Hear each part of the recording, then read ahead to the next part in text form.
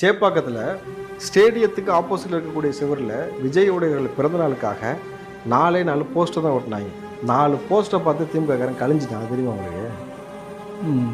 எவ்வளோ டர்ருன்னா, எங்கே விஜய் அவர்களுடைய போஸ்ட்டு வந்து அதுக்கப்புறம் யங்ஸ்டர்ஸ்லாம் அந்த பக்கம் மாறியது வேறு மாதிரி ஆகி சின்னவருக்கு வந்து தலைவலி ஆயிருமோன்ட்டு 114வது வார்டில் போயிட்டு அவருக்காக ஒட்டப்பட்ட அந்த போஸ்ட் எல்லாத்தையும் ஃப்ளெக்ஸ் அடிப்பாங்க இல்லையா, அந்த பிளாஸ்டிக் மெட்டீரியல் தான் ஒட்டியிருக்காங்க பேஸ்ட்டு போட்டு. அது எல்லாத்தையும் கிழிச்சு திமுககாரன் போட்டு ஒரு கவுன்சிலர் தலைமையில் போட்டு அதுக்கப்புறம் இப்போ தாவேக்கா சார்பில் இப்போ கம்ப்ளைண்ட்டாக ரைஸ் பண்ணியிருக்காங்க ஸ்டேஷனில். அப்போது விஜயோடைய ஃபோட்டோ வந்ததுக்கே இவ்வளோ கழிவாங்கன்னா விஜய் அவர் களத்துக்கு வருவார் தெரிஞ்சால் எவ்வளோ கழிவாங்க.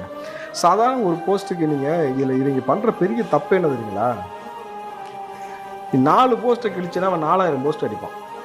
புரியுதுங்களா? இப்போ நீ வந்து 4 போஸ்ட்டு கிழிச்சிருக்கான், 4000 போஸ்ட் அடித்து அங்கங்கே ஒட்டுவான். நீ திரும்ப கிழிக்க இவன் ஒட்டி உன்னை கிழிக்க வச்சுட்டே கிடப்பான். நீ கடைசி வரைக்கும் கிழிச்சிக்கிட்டு தாண்டா உட்காந்துருக்கணும். அதை தாண்டி உன்னால் ஒன்றும் செய்ய முடியாதுன்றதை சொல்லாமல் செய்வாங்க பசங்க. அப்போது